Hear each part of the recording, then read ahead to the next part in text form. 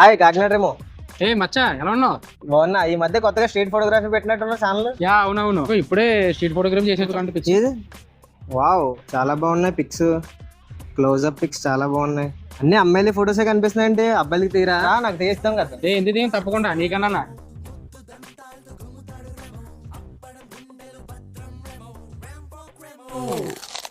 నిద్రను తరిమే dragon demo పువ్వులు పేల్చేటి